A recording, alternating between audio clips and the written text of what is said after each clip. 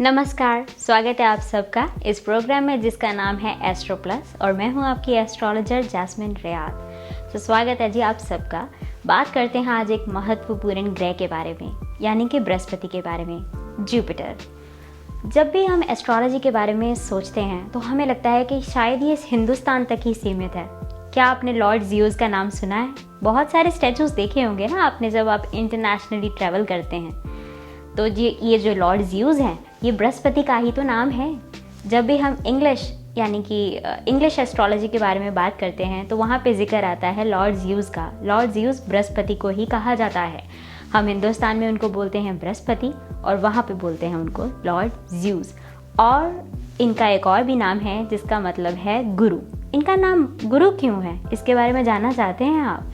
इनका नाम गुरु इसलिए है क्योंकि ज़िंदगी में हम हर दिन कुछ ना कुछ सीखते हैं, जिसमें हमें बहुत सारे लोग हेल्प करते हैं।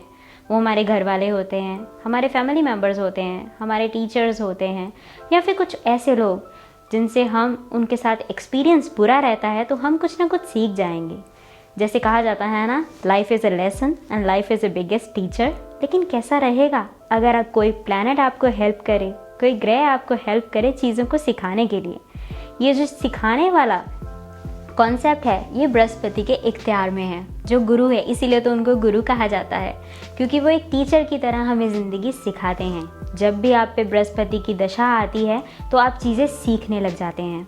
यह आपके कर्मों पे डिपेंड करता है। अगर आपके कर्म बहुत पॉजिटिव रहे हैं तो आप चीज़ें पॉजिटिवली सीखते हैं, आपको नई नई चीज़ें सीखने का मौका मिलता है। आप ट्रैवल करते हैं, नई नई जगह पे जाते हैं और वहाँ के तौर तरीके सीखते हैं। ये तो बात हुई पॉजिटिव की। लेकिन अगर वो नेगेटिव चल रहे हैं तो हम बुरी तरह से चीज़ें सीखते हैं। जैसे हमारे साथ कुछ मिसहैपनिंग हो जाती है, कुछ बुरा हो जाता है, तो हम सीख जाते हैं कि आगे से हमें इन चीज़ों का ध्यान रखना है। तो पॉजिटिव हो या नेगेटिव हो, अच्छा हो या बुरा हो, जो सिखाने का एक ज़रिया है वो तभी आता है जब बृहस्पति की दशा आती है। और दूसरी बात, बृहस्पति कब कब शुभ होते हैं? जब आपके पहले घर में बृहस्पति होते हैं तो वहाँ पे वो बहुत शुभ कहलाए जाते हैं, क्योंकि ऐसा व्यक्ति बहुत ज़्यादा समझदार होता है। उसको जन्म से ही पता होता है कि कौन सी चीज़ें करनी है, कौन सी चीज़ें नहीं करनी है। उनको बचपन से, जैसे एक तो होती है ना परवरिश, किसी की परवरिश की जाती है, उसको बताया जाता है कि ये चीज़ें करनी है, ये चीज़ें सही हैं, ये चीज़ें गलत हैं। लेकिन जिनका भी बृहस्पति पहले घर में वो जन्म कुंडली में होता है, वो पहले से, पिछले जन्म से ये सब कुछ सीख के आए होते हैं, तो उनको बहुत कम ज़रूरत पड़ती है किसी की भी गाइडेंस की। तो वहाँ पे बृहस्पति बहुत ज़्यादा शुभ होते हैं। अब बात करते हैं उनकी सबसे वीक पोजीशन की। प्लैनेट वीक नहीं होते, पोजीशंस वीक होती हैं। कहाँ पे एक्चुअली उनका पोजीशन वीक होता है? जब वो आपके जन्म कुंडली में 8वें घर में होते हैं तो बृहस्पति शुभ नहीं होते। वहाँ पे बहुत सारी आपको प्रॉब्लम्स आती हैं, आपको नज़र जल्दी लगती है, नेगेटिव एनर्जी आप बहुत जल्दी ग्रैस्प करते हैं, जिसको बोलते हैं कहीं से भी कुछ भी बुरा ऑरा हो, कुछ भी बुरा हो रहा हो, वो आप पे बहुत जल्दी असर करता है जब बृहस्पति आपके 8वें घर में होते हैं।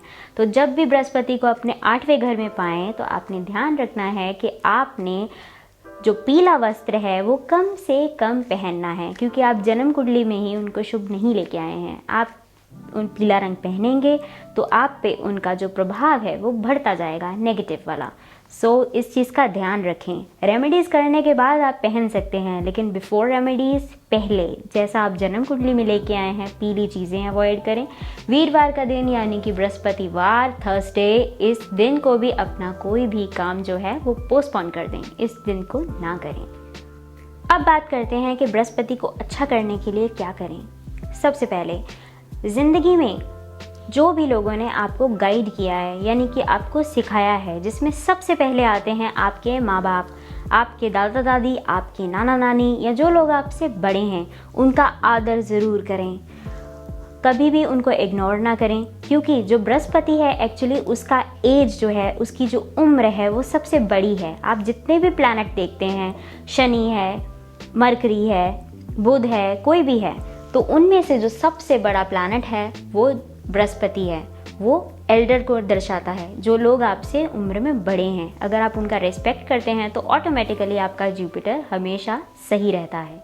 आप किसी की भी उम्र ज़्यादा देखते हैं, आप किसी को भी बुढ़ापे में देखते हैं, तो कभी भी उनका मजाक ना उड़ाएं। इससे आपका बृहस्पति बहुत ज़्यादा वीक हो जाएगा और बहुत ही ज़्यादा अशुभता आएगी।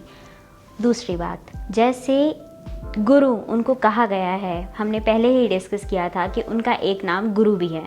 गुरु उनका नाम इसलिए है क्योंकि वो आपकी जो ज़िंदगी में अध्यापक होते हैं, यानी कि आपके टीचर्स, उनको दर्शाता है। जो भी लोगों ने आपको स्कूलिंग में, कॉलेज में हेल्प किया है चीज़ों को सीखने के लिए, उनका आदर सत्कार ज़रूर करें, उन्हें कभी ना भूलें, हमेशा उनके साथ टच में रहें। अगर आप उनको प्रसन्न रखते हैं तो आपका जुपिटर ऑटोमेटिकली स्ट्रांग हो जाता है, यानी कि मजबूत हो जाता है, क्योंकि वो भी तो टीचर है ना, वो भी आपको सिखा ही रहा है। अब बात कर लेते हैं उपाय की, यानी कि रेमेडीज़। कौन कौन सी रेमेडीज़ हैं जो वर्क करती हैं जुपिटर को स्ट्रांग करने के लिए, पॉजिटिव करने के लिए। सबसे पहले पीली चीज़ों का दान करें। जो भी आपकी पीली चीज़, आपको घर में आपके पीले वस्त्र हैं, यानी कि आपके येलो कलर के क्लोथ्स हैं, या फिर जो भी आप चीज़ें यूज़ नहीं करते हैं, गोल्ड भी इसी में आता है, जो सोना होता है। अगर आप सोना दान कर सके बहुत अच्छा, नहीं कर सकते हैं तो आप पीले रंग के वस्त्र दान करें। और ध्यान रखें, ये काम आप थर्सडे के दिन करें, वीरवार, बृहस्पतिवार। आगे बढ़ते हैं, जानते हैं एक और उपाय के बारे में, जो कि है हमारे खाने पीने की चीज़ें। डोनेट करें पीली चीज़ें, जिसमें आती है पीली दाल, आती है बेसन, आता है, या फिर कोई भी पीली चीज़ जो आपको ईटेबल्स में नज़र आती है जिसका रंग पीला है, उसका दान करें। आप ये दान, ध्यान रखें, हमेशा दान ज़रूरतमंद को दिया जाता है, जिसको ज़रूरत है, जिसमें बेगर्स आते हैं, यानी कि जो भिखारी आते हैं वो आते हैं, या फिर आप किसी भी मंदिर, गुरुद्वारे में, लंगर में उसको डाल सकते हैं। वहाँ पे जाके डोनेट करें, वो अपने आप डोनेशन हो जाएगा। ये था अगला उपाय।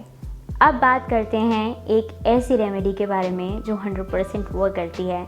गुरुदेव का मंत्र आता है, जुपिटर का मंत्र आता है, आप उसका उच्चारण भी अपने घर में लगा सकते हैं। उसको बोलते हैं बृहस्पति मंत्र। आपको ये कहीं पे भी अवेलेबल मिल जाएगा, जैसे कि गूगल पे या फिर यूट्यूब पे। उसका उच्चारण ज़रूर लगाएं अपने घर में, इससे बृहस्पति प्रसन्न होते हैं और एक ऑरा क्रिएट हो जाता है। अच्छा, ऑरा क्रिएट करने से क्या मतलब हो सकता है? ऑरा क्रिएट करने से मतलब होता है कि जहाँ पे भी गुरुदेव का यानी बृहस्पति का उच्चारण हो रहा है, जब आप वहाँ पे कदम रखते हैं तो आपको चीज़ों की क्लैरिटी आनी शुरू हो जाती है। आपको पता चल जाता है कि एक्चुअली सही राह कौन सी है। कभी आपने नोट किया है कि जब भी आप मंदिर, गुरुद्वारे, मस्जिद में स्टेप इन करते हैं तो आपको चीज़ों की क्लैरिटी होनी स्टार्ट हो जाती है। आपको समझ में आ जाता है कि जो उलझन आपके मन में चल रही होती है, आपको उसका सोल्यूशन वहाँ जाके मिल जाता है। वो इसलिए होता है क्योंकि वहाँ का जो ऑरा है, जो एनवायरनमेंट है, वो बहुत शुभ होता है। ठीक उसी तरह अगर आप गुरुदेव का मंत्र लगाएंगे, अपने रूम में लगाएं, जहाँ पे आप काम करते हैं वहाँ पे लगाएं, तो आपको वहाँ पे डिसीजन मेकिंग जो होती है, एक क्षमता सही चीज़ों को जांच लेने की कि क्या करना चाहिए, वो स्ट्रांग होती है। आप वे जहाँ वहाँ स्टेप इन करेंगे, आपको चीज़ें क्लैरिफाई होनी शुरू हो जाएंगी। ये थे गुरुदेव के मंत्र के बारे में, जो थे बेनिफिट्स, यानी कि अच्छी चीज़ें। अब बात करते हैं उनके जेमस्टोन के बारे में, यानी कि कौन से नग पहनने चाहिए। गुरुदेव का यानी बृहस्पति का, जुपिटर का नग है येलो सफ़ायर। जी हाँ, येलो सफ़ायर आपने एक नग देखा होगा जो कि पीले रंग का होता है, बहुत ही चमकीला होता है, आप उसका प्रयोग कर सकते हैं। और दूसरा सोना जो है, यानी कि गोल्ड, वो भी जुपिटर का प्रतीक है। आप जितना गोल्ड पहनेंगे अपनी बॉडी पे, उतना ही जुपिटर के रेजेस आप पे स्ट्रांग होते जाएंगे। और पीला रंग उनका रंग है। अगर आप पीला रंग पहन रहे हैं तो अगर आपका जुपिटर शुभ है तो आप पीला रंग ज़रूर पहने। येलो कलर पहनने से आपको चीज़ों में क्लैरिटी आनी शुरू हो जाएगी। जो आपको एक कई बारी होता है ना, नेगेटिव थॉट आते हैं, स्ट्रेस आता है, हम परेशानी से जूझ रहे होते हैं, पता नहीं चलता, या कई बार वैसे ही जी घबराता है कि पता नहीं ज़िंदगी में क्या होने वाला है, जो ऐसा हमने सोचा है वैसा होगा या नहीं, एट्सेट्रा एट्सेट्रा, बहुत सारी चीज़ें, वो सारा येलो कलर रोकता है। क्योंकि आप एक बारी पीला रंग पहनते हैं तो आपकी जो सोच है वो काफ़ी स्ट्रांग हो जाती है, आपको हौसला मिल जाता है कि जैसा मैं सोचूंगा वैसा ही होगा। अगर आपका जुपिटर स्ट्रांग है तो पीला रंग ज़रूर पहनें। और अगर ध्यान रखें, अगर आपका जुपिटर अच्छा नहीं चल रहा है, बृहस्पति अच्छा नहीं चल रहा है, तो आप उनका नग भी ना पहने। आपको कोई रिकमेंड कर रहा है तो वो बिल्कुल गलत चीज़ है। नग किसी भी ग्रह का तब पहना जाता है जब वो पॉजिटिव वर्क करता है।